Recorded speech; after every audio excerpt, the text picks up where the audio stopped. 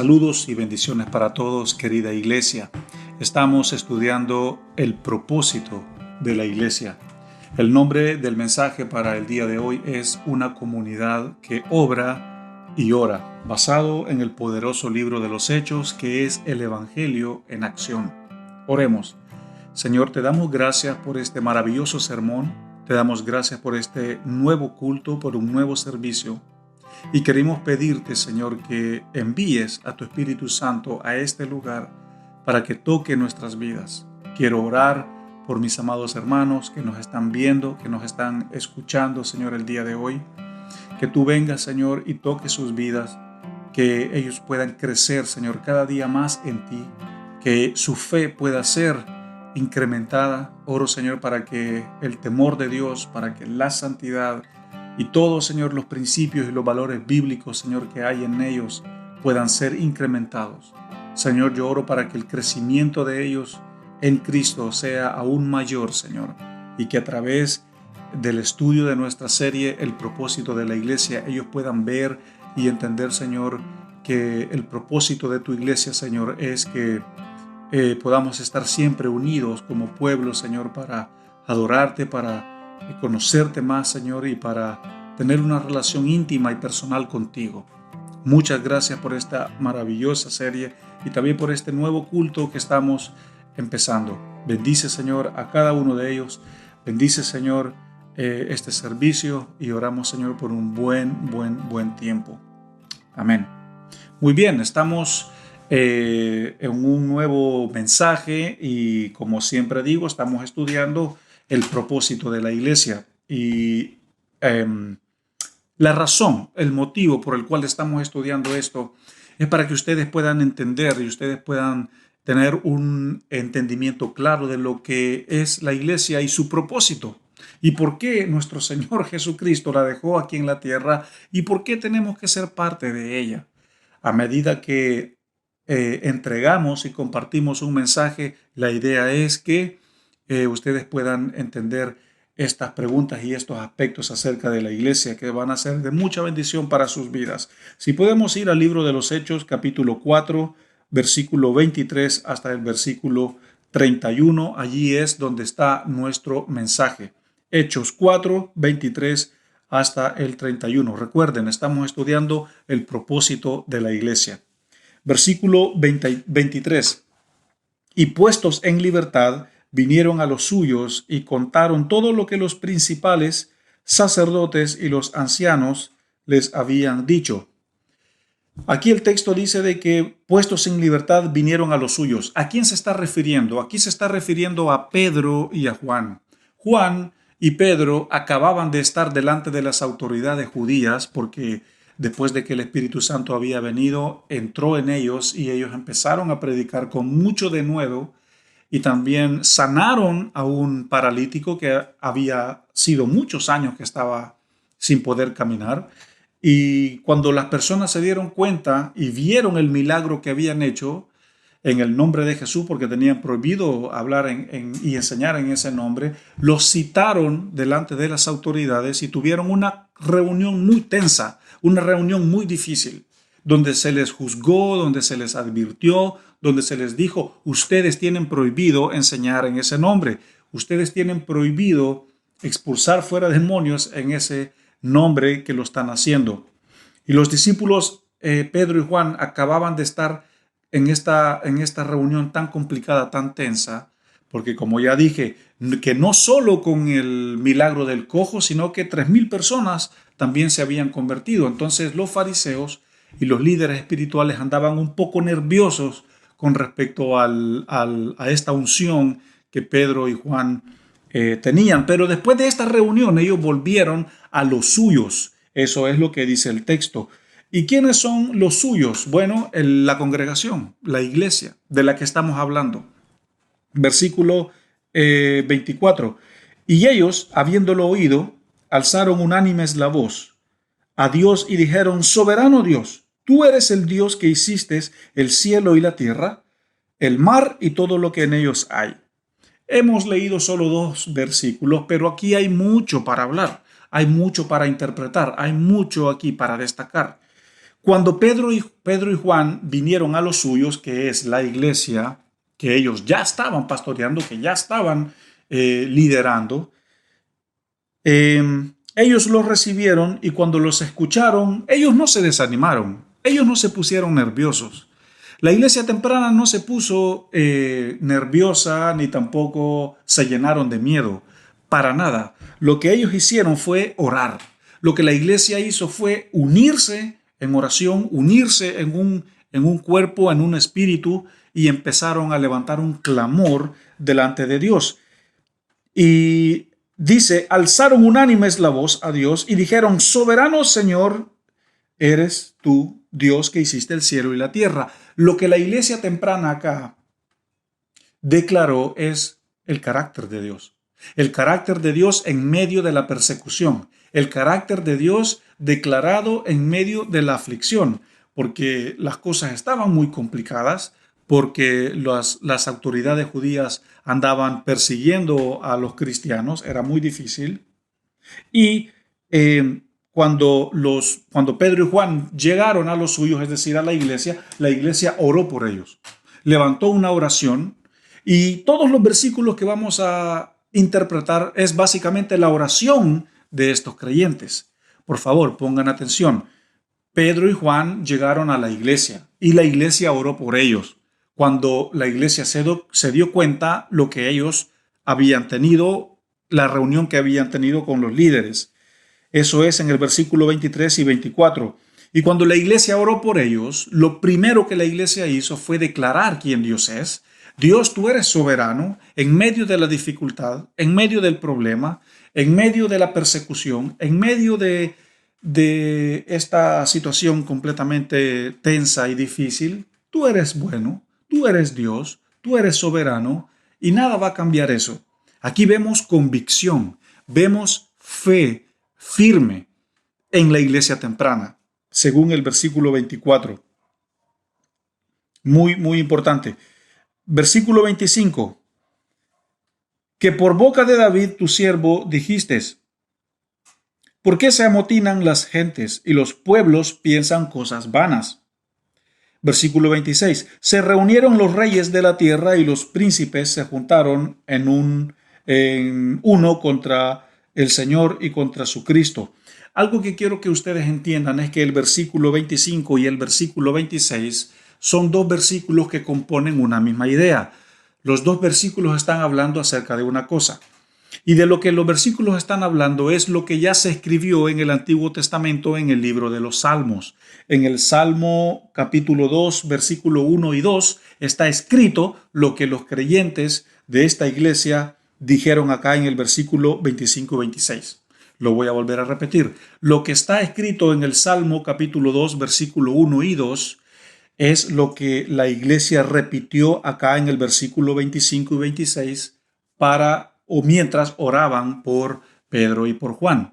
Quiero que entiendan lo que está ocurriendo acá. Pedro y Juan habían sido juzgados y citados delante de los tribunales por andar enseñando en el nombre de Jesús y porque habían convertido básicamente a 3,000 personas y porque habían sanado a un paralítico.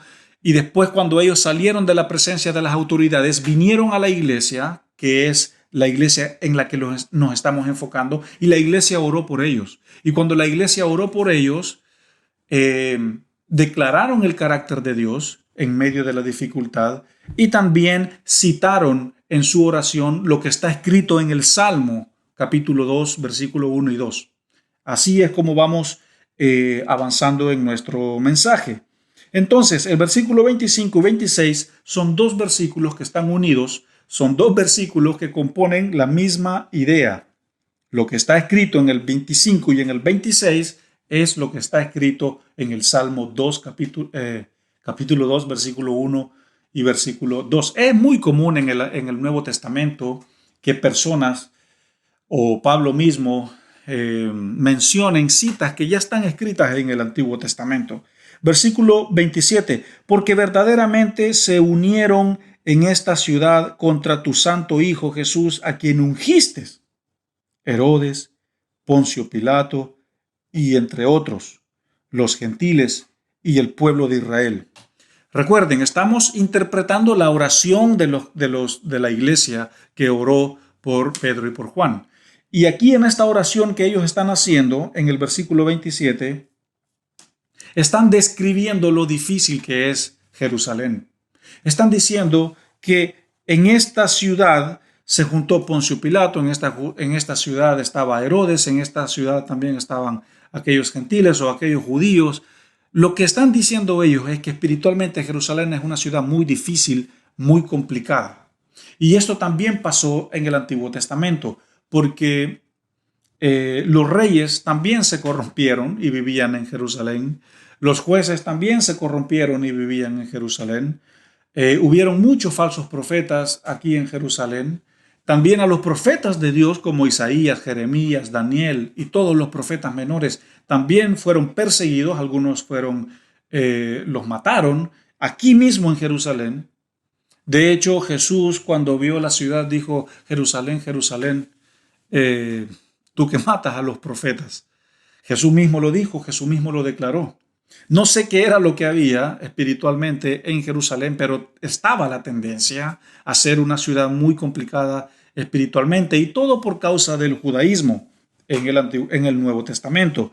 Y acá en el versículo 27 es lo que ellos están diciendo.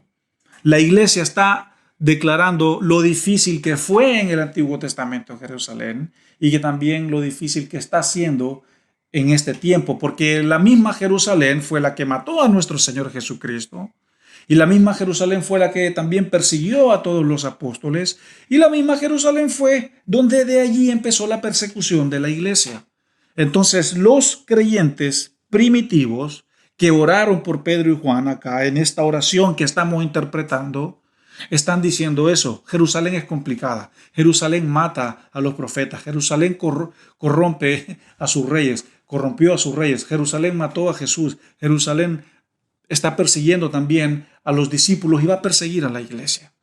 Eso es lo que están diciendo ellos en su oración. Versículo 28. Para hacer cuanto tu mano y tu consejo habían antes determinado que se sucediera. Una vez más acá, en el versículo 28, ellos están afirmando que lo que está pasando en este momento ya estaba escrito. Ya estaba escrito. Leámoslo otra vez. Para hacer cuanto tu mano y tu consejo habían antes determinado que esto sucediera. Lo que la iglesia temprana acá está diciendo es que todo esto de que iban a perseguir a los apóstoles y que iban a perseguir también a la iglesia, esto ya estaba escrito. Esto ya se había dicho, ya se había profetizado, ya se había anunciado. Entonces la iglesia está en este momento orando y diciendo estas cosas. Esto ya estaba escrito. Ahora necesitamos ser valientes, necesitamos ser llenos del Espíritu Santo para continuar adelante. Eso es lo que se está diciendo. Recuerden, estamos interpretando la oración de la iglesia primitiva, porque Pedro y Juan vino a la iglesia y la iglesia oró por ellos para que no se desanimaran y para que siguieran adelante. Y por eso es el nombre del título de nuestro mensaje: una comunidad que obra y una comunidad que ora. Esperemos llegar a la aplicación para interpretar bien y explicar bien lo que estoy hablando. Versículo 29. Y ahora, Señor, mira sus amenazas y concede a tus siervos que con todo denuedo hablen tu palabra. Esa es la oración de la iglesia por Pedro y Juan. Esa es la oración de la iglesia por Pedro y Juan. Señor, mira las amenazas que han recibido. Mira las amenazas que han recibido por parte de los judaizantes, por parte de los sacerdotes. Señor, dales denuedo. Señor, dales denuedo. Dales denuedo. ¿Y qué significa denuedo? Denuedo significa fuerza. Denuedo significa energía. Denuedo significa valentía. Denuedo significa poder.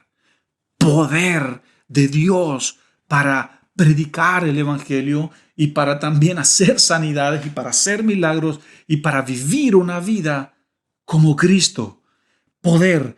Esa fue la oración de la iglesia. Señor, mira las amenazas que han recibido, pero que no se desanimen, que no se echen para atrás. Señor, dales poder. Poder. Es decir, denuedo. Denuedo significa fuerza, energía y valentía. Eso fue lo que la iglesia temprana oró por sus discípulos, por Pedro y por Juan. ¡Qué iglesia más maravillosa! ¡Qué iglesia más convincente! La oración que esta iglesia hizo fue una oración ferviente. Una oración ferviente.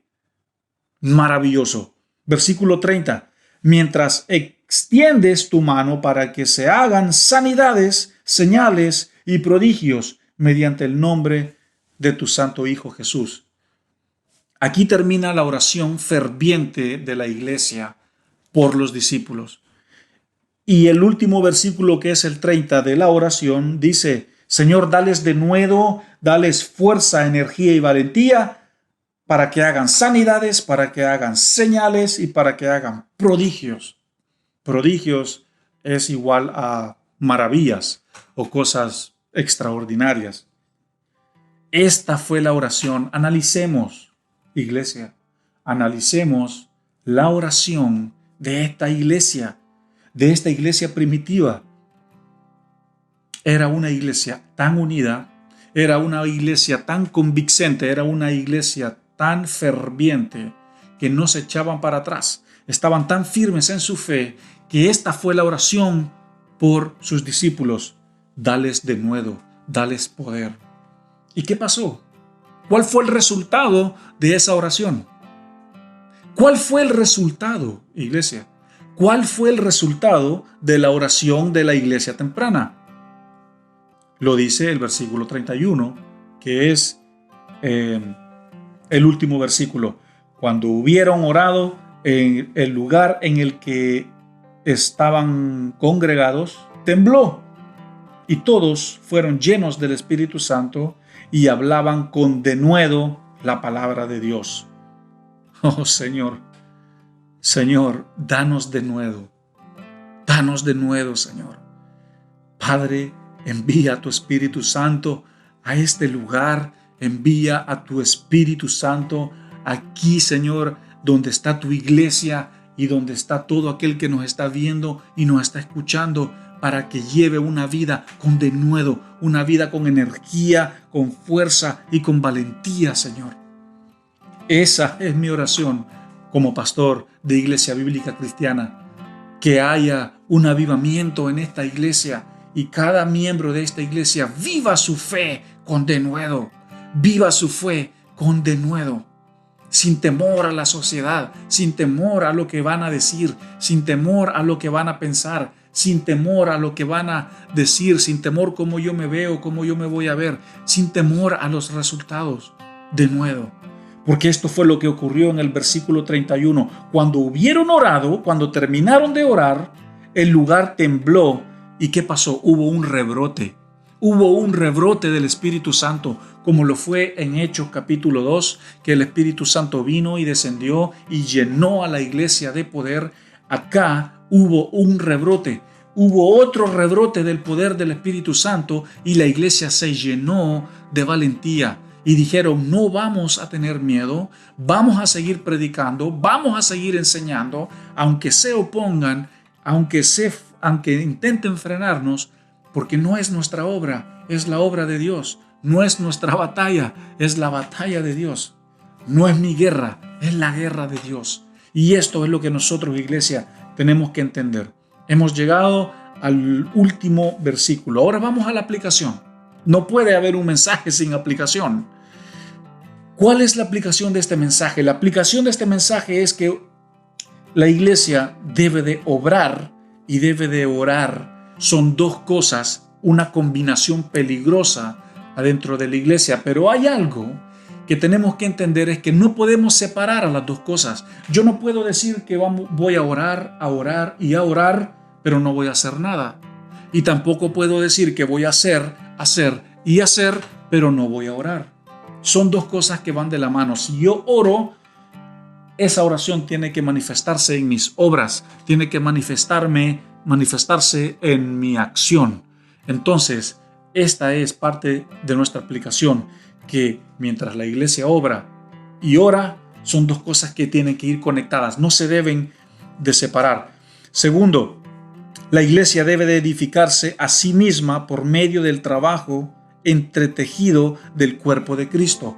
Es decir, la iglesia primero debe de edificarse a sí misma, debe de fortalecerse a sí misma, con cada miembro del cuerpo de Cristo, con cada creyente, con cada miembro que es parte de la iglesia. Primero se fortalece internamente para que mientras se fortalezca internamente, la iglesia vaya obrando y vaya orando para que después eso pase hacia afuera, para que la iglesia obre y ore hacia afuera, para que lleve eso fuerte y firme que está adentro, lo lleve hacia afuera, hacia la comunidad, hacia el trabajo, hacia la escuela, hacia la universidad, hacia donde quiera que la iglesia vaya, al campo misionero, etc. El obrar y el orar debe de estar primero internamente. La iglesia debe de edificarse internamente para que después pueda hacerlo o llevarlo hacia afuera, que es uno de los grandes propósitos de la iglesia. La iglesia se edifica internamente primero y después lo hace externamente. Y esto es lo que estaba pasando aquí en la iglesia. Cuando Pedro y Juan fueron, estuvieron delante de estas personas, durante estos líderes judíos, después fueron a la iglesia oró por ellos, se fortalecieron, se edificaron el uno con el otro, y después de esto iban a salir otra vez. Allí es donde cobra sentido el hecho de que la iglesia se edifica primero internamente y después sale hacia afuera. Hay un error que se comete muy seguido, y es el hecho de que muchas personas dicen y afirman de que, no, hay una diferencia entre la iglesia temprana y la iglesia moderna, es decir, la iglesia antigua y la iglesia moderna. Ese es un error, es un grave error, porque no existe una iglesia antigua y una iglesia moderna. No existe una iglesia del 2020 así bien cool, bien bacán, bien sofisticada, súper bien vestida, con luces y con instrumentos y esto y lo otro. A una iglesia temprana que oraba y obraba, oraba y oraba. La verdad es que no existe la iglesia moderna y no existe la iglesia antigua. La iglesia es la misma. La iglesia debe de ser la misma desde que nació aquí en Hechos capítulo 2. La iglesia debe de ser la misma, debe de tener el mismo fundamento, debe de tener la misma sana doctrina, debe de tener los mismos principios, los mismos valores, y debe de tener el mismo denuedo, el mismo poder del Espíritu Santo para crecer y evangelizar al mundo. La iglesia es la misma. Lo que cambia es la sociedad, son los lenguajes, son las culturas y son los tiempos. Eso es lo que cambia. Repito, lo que cambia son las culturas, los lenguajes, los tiempos y las personas. Esto es lo que cambia. Pero la iglesia no cambia, es la misma, debe de ser la misma hasta que Cristo venga. Y el trabajo de la iglesia es ver de qué manera puede afectar a la sociedad, evangelizar al mundo, basado en los tiempos que va cambiando. Pero la iglesia no cambia, sino que tiene que buscar la forma, la estrategia para alcanzar y evangelizar a las personas según esos cambios que la sociedad va experimentando. Pero no hay una iglesia moderna y una iglesia antigua. Eso, la verdad, es una tontera decirlo. Es antibíblico decirlo. Porque la iglesia es la misma, debe de ser la misma. Una iglesia que ora, una iglesia que se edifica, una iglesia que obra, una iglesia que testifica, una iglesia que adora, una iglesia que llena del Espíritu Santo, que evangeliza, que envía misioneros. La iglesia es la misma y debe de ser la misma a través de los tiempos. Recuerden, estamos en aplicación y esto es lo que vemos nosotros en esta iglesia. Una iglesia llena del poder del Espíritu Santo, que no se quedó quieta, sino que se puso manos a la obra. No se preocupen, Pedro, no se preocupen, Juan, oremos al Señor. Señor, tú eres bueno, tú eres soberano, que no se desanimen, llénalos de tu espíritu, llénalos de denuedo, para que enseñen el evangelio de Cristo haciendo milagros, sanidades y prodigios. Esa es la posición de la iglesia. Ese es el obrar y el orar de la iglesia. Ahora, para llevarlo aún más personal, nuestro deber, iglesia, es que vivamos una vida con denuedo. ¿Para qué? Para que podamos testificar, para que podamos adorar a Dios, para que podamos edificarnos el uno con el otro y después llevar esto hacia afuera. Y esta es mi aplicación, este es mi cierre para ustedes. Que Dios les dé denuedo para que ustedes obren y para que ustedes oren como iglesia, para que ustedes sean edificados internamente y después lo que ha ocurrido internamente adentro de ustedes se lleve, ustedes lo lleven hacia afuera, a tu trabajo, a la universidad, a donde sea que tú vayas. Porque tú eres la iglesia. Tú eres la iglesia y debes de obrar y debes de orar. Señor, te doy gracias por este maravilloso mensaje. Oro, Señor, por denuedo. Yo quiero orar por denuedo, Señor, para Iglesia Bíblica Cristiana acá en Pichilemu y cada miembro de ella, Señor. Yo oro por denuedo. Yo oro, Señor, por fuerza, energía, poder y valentía, que es lo que significa denuedo, para, Señor, llevar la iglesia, Señor, hacia afuera, llevarla, Señor, a donde sea que vayamos, porque nosotros somos la iglesia. Queremos ser como la iglesia temprana, una iglesia, Señor, que se pone en acción, una iglesia que se pone manos a la obra, una iglesia que mira las necesidades de los demás, una iglesia que intercede, una iglesia que adora con entendimiento, una iglesia que tiene comunión, una iglesia que sane al herido, que levante al que está desanimado, una iglesia que lleve la esperanza al perdido. Señor, dale denuedo a nuestra iglesia. Dale denuedo, Señor, a nuestra iglesia, para que sea una iglesia que obre y para que ore. En el nombre de Jesús, Señor, queremos ser como la iglesia temprana. Edifícanos y acércanos más a ti y hácenos más como tu Hijo, Jesucristo. Te lo pedimos, Señor, en el nombre de Jesús. Pido tu bendición por tu iglesia, Señor. Amén y amén. Que el Señor te bendiga y nos vemos en nuestro próximo mensaje de nuestra serie El propósito de la iglesia. Bendiciones. Recuerda suscribirte a nuestro canal y activa las notificaciones para que no te pierdas ninguno de nuestros sermones.